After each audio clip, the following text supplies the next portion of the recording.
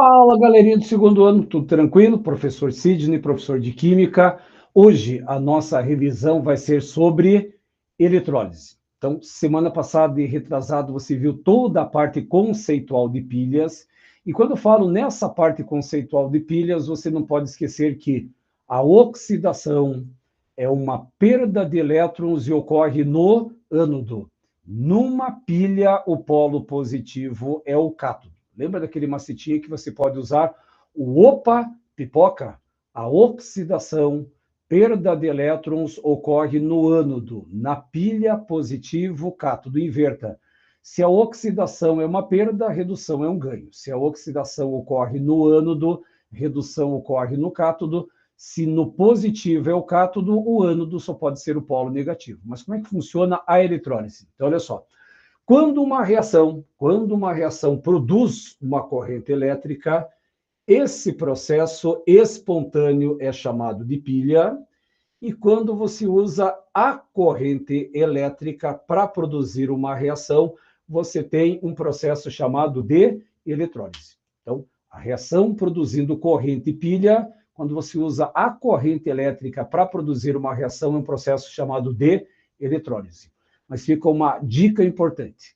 Qual é a única coisa que muda, em termos de teoria, da pilha para a eletrólise? Os polos. A única coisa que vai mudar se chama polo. E repare que naquele macetinho do opa, pipoca já reajuda. Quer ver? Ó? Se na pilha o positivo é o cátodo, na pilha o positivo é o cátodo. O que acontece na eletrólise? Troca os polos. Portanto, o que nós vamos precisar aqui? Ó? Então, nós vamos ter um processo chamado ânodo, eu vou colocar aqui para a gente voltar a falar, e vamos ter o cátodo. São os dois eletrodos que eu tenho. Então, olha só, se na pilha positivo é o cátodo, qual vai ser o polo agora na eletrólise? O cátodo é o polo negativo e o ânodo é o polo positivo. Por que isso? Porque como esse ânodo tem carga positiva, esse ânodo vai atrair o quê? Ele atrai ânion. Ou seja, ele vai atrair a partícula que tem carga negativa. Já o cátodo é aquele que vai atrair, atrai o cátion.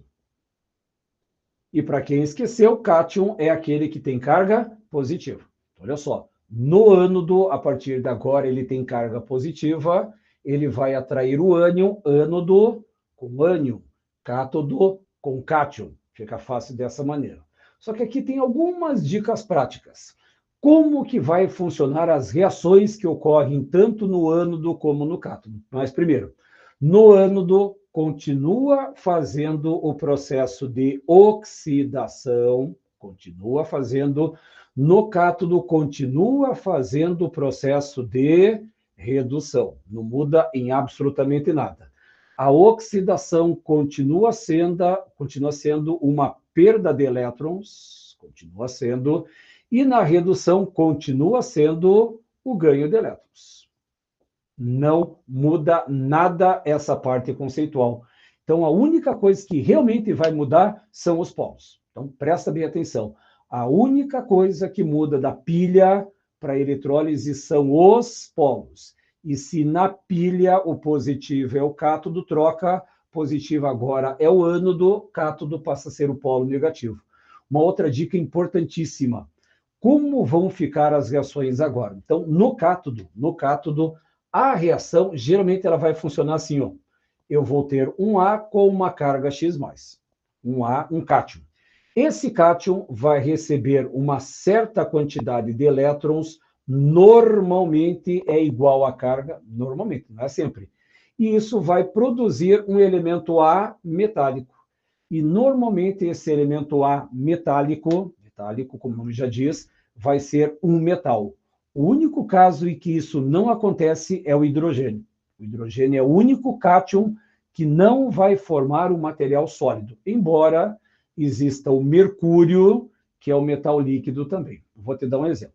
Vamos imaginar que eu tenha um zinco 2+, a esse zinco 2+, vai receber 2 elétrons, e vai ser transformado no zinco metálico.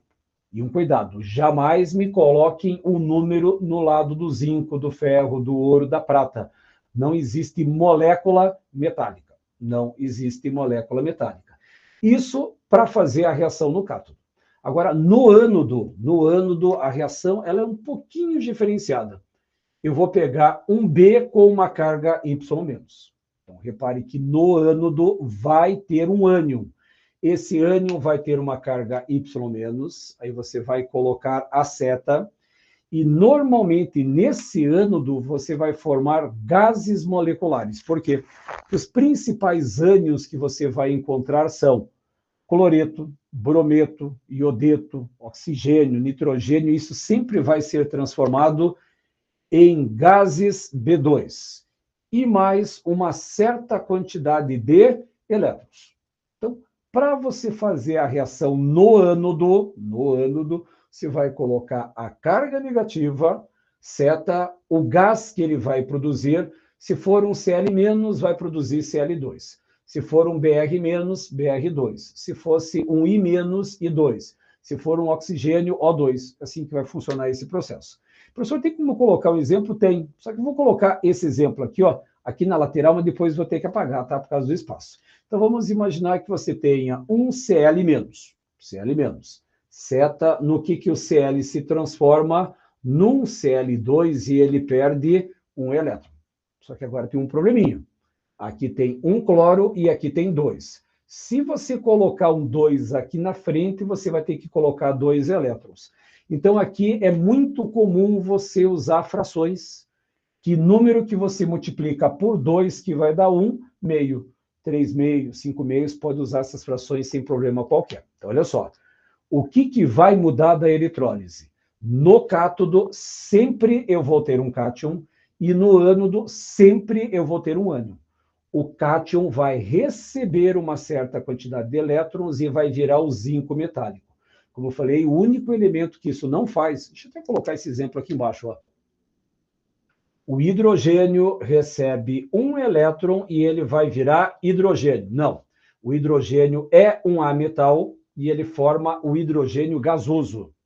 É o único momento em que o cátion não é um metal. Não é. Quando tem o H+, ele recebe um elétron, vira gás hidrogênio.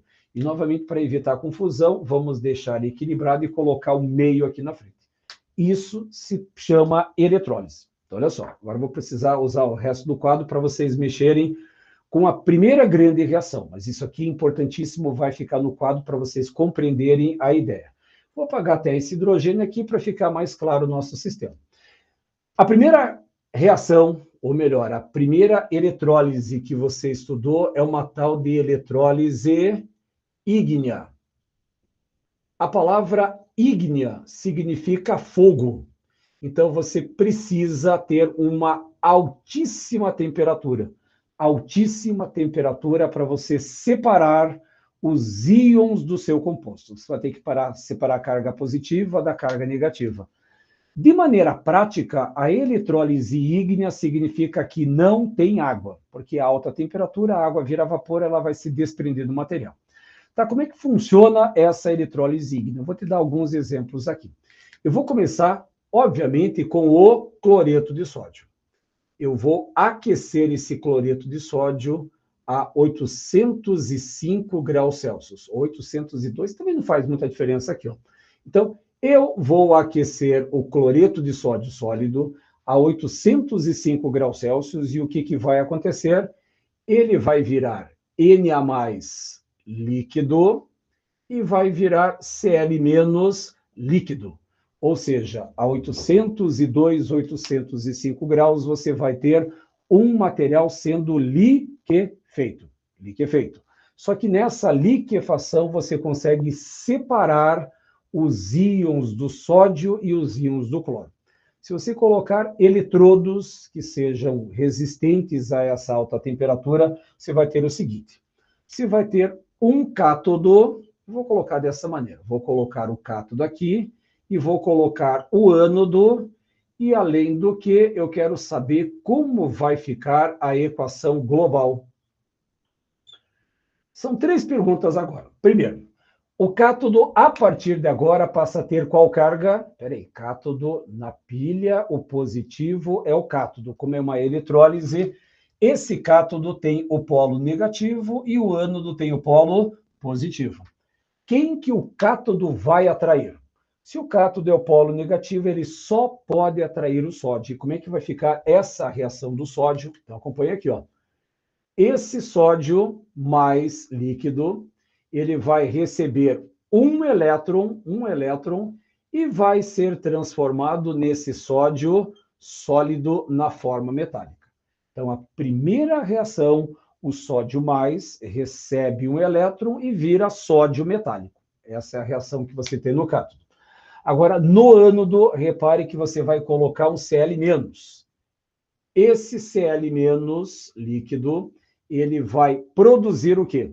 Lembrando que toda a reação do ânodo, esse B com carga Y- θ vai virar o quê? Ele vai virar Cl2, que é um gás, e ele vai perder um elétron. Professor, mas aqui não está equilibrada, porque aqui tem um cloro, lá tem 2. Veja bem, se você colocar um 2 aqui, vai virar 2 elétrons. Aí você vai ter que multiplicar a primeira reação por 2 também, tem que multiplicar lá em cima por 2. Dá muito trabalho, né? Então vamos fazer o seguinte, vamos colocar um meio aqui na frente, por quê? 1 vezes 2 dá 2, divididos por 2 dá 1, equipara com o cloro que eu tenho ali. Tá, professor, e agora como é que você vai montar a equação global? O que eu posso simplificar nessas 3 etapas aqui de cima? Repare que eu posso simplificar esse cloro menos com esse cloro menos lá de cima, posso simplificar o sódio mais com o sódio mais aqui de cima, posso simplificar esse elétron com esse elétron daqui. E como vai ficar a minha equação global? NaCl sólido produzindo Na zero sólido e mais meio de Cl2 na forma gasosa. Essa é a reação que vai me interessar. Então, a eletrólise ígnea do cloreto de sódio vai gerar Na+ e Cl-. Separa na forma de íons. Lembra de NOx? NOx do sódio mais 1, cloro na ponta direita vale -1. Só que eu vou ter um cátodo, um ânodo e vou precisar montar uma equação global. Uma eletrólise bem importante para o nosso dia a dia se chama eletrólise ígnea do óxido de alumínio, que é chamada bauxita. Essa é a maneira clássica hoje de você produzir o alumínio para as latas, para carro, para bicicleta, para janela, porta, é o alumínio que você tem. E essa reação, ela vai funcionar assim, ó. Eu vou pegar o Al2O3, sólido, eu vou colocar ele em alta temperatura, então vamos submeter ele ao calor, e o que vai acontecer se você aquecer em alta temperatura o óxido de alumínio? Ele vai ser separado em cargas. Mas a primeira dica, repare que eu tenho 2 átomos de alumínio, eu vou ter 2 vezes o alumínio mais 3 vezes o oxigênio. Só que agora você precisa dessas cargas para saber quantos elétrons vão ser recebidos ou perdidos. Lembra que lá naquela tabela de NOx, quanto que vale o NOx do alumínio? Ele vale 3+, e quanto que vale o NOx do oxigênio? 2-. Então, significa que nesse aumento de temperatura, consigo separar o alumínio do oxigênio. E agora, o que você vai precisar? Você vai precisar de um cátodo, vai precisar de um ânodo e vamos precisar montar a equação global. Só que essa equação global ela vai sair das 3 reações aqui. Da primeira, que você faz a separação dos íons, do cátodo, do ânodo, e aí entra a chamada equação global. Preparados? Primeira informação. Qual é a única diferença entre uma pilha e uma eletrólise? Na eletrólise trocam os polos. A única coisa que muda, só. Tanto que se você novamente lembrar, vou insistir. Opa, pipoca. A oxidação, perda de elétrons ocorre no ânodo. Isso nunca vai mudar. E aí, na pilha, o positivo é o cátodo. Se na pilha o positivo é o cátodo, obviamente, na eletrólise, o cátodo é o polo negativo e o ânodo o polo positivo. Agora começa a física, né? Veja bem, Se o cátodo é o polo negativo, o que ele vai atrair para o cátodo? O cátion. E quem que é o cátion nessa história? 2 vezes esse alumínio 3+, ele vai estar na forma líquida. O que vai acontecer? Como é cátodo, repare que essa partícula recebe uma quantidade de elétrons, só que algum cuidado. Se não tivesse esse 2 aqui na frente, eu teria 3 elétrons. 3, concordam? Mas como eu tenho 2 aqui na frente, 2 vezes 3, eu vou precisar de 6 elétrons para transformar isso aqui em 2 vezes o alumínio na forma sólida. Então, cuidado com o balanceamento dessa história. Se eu tivesse apenas um dos átomos de alumínio, eu precisaria de 3 elétrons. Olha só, o AX+ recebe X elétrons e vira o metal, menos o hidrogênio. Então, como eu tenho 2 na frente, porque aqui tem 2, eu vou precisar de 6 elétrons e ele vai virar 2 vezes o alumínio na carga zero. Isso é o nosso cátodo. No ânodo, eu coloco a partícula que tem carga negativa. E quem que é a minha partícula de carga negativa? É o oxigênio com uma carga 2-, mas tem um 3 aqui na frente. Tem um 3 aqui na frente. Seta, no que o oxigênio vai ser transformado? Ele vai virar O2 e, novamente, 3 vezes 2-, eu vou liberar 6 elétrons. Essa é a reação que ocorre no ânodo. Toda vez que você tiver um ânion, se esse ânion for F, aliás, se for cloro, Cl2. Se for bromo, Br2. Se for oxigênio, O2. Se for nitrogênio, N2. Assim que funciona. Só que tem um detalhezinho aqui, ó. Eu tenho 3 oxigênios nos reagentes e só tenho 2 no produto. Eu não posso multiplicar a reação. Que número que eu vou multiplicar por 2, que vai dar 3? Fácil. É o ímpar sobre par. Então, significa que eu vou precisar de 3 meios do gás oxigênio. Opa, acabei esquecendo aqui. Eu vou até apagar de volta aqui, ó. Então, vai formar o chamado gás oxigênio. Só vou invadir um pouquinho para cá. E eu vou ter os 6 elétrons. Agora, observem atentamente essas 3 reações. As 3. O que eu posso simplificar nessas 3? Só pode simplificar quem está no produto numa etapa e reagente na outra. Assim eu posso cortar. Primeira coisa que, obrigatoriamente, você tem que cortar os elétrons daqui com os elétrons daqui. Nada se cria, nada se perde, tudo se conserva. O elétron eu já cortei. O que mais que eu poderia cortar? 2 de alumínio 3+, com 2 de alumínio 3+, 3 de oxigênio 2- com 3 oxigênio 2-. E o que sobra nas minhas 3 etapas? Olha só o que sobra agora, na equação global. Sobra, eu vou colocar aqui embaixo, ó, Al2O3, sólido, ele vai formar o que no cátodo? 2 vezes o alumínio 0 na forma sólida e mais 3 meios do gás oxigênio. Essa é a chamada eletrólise ígnea, que não tem água. Professor, mas por que não tem água? Porque é muito quente. A palavra ígnea significa fogo, alta temperatura. E nessa alta temperatura, a água ferve a 100. Repare que eu estou a 800 graus, 600 graus, e estou a uma temperatura muito alta para separar os íons dentro desses compostos.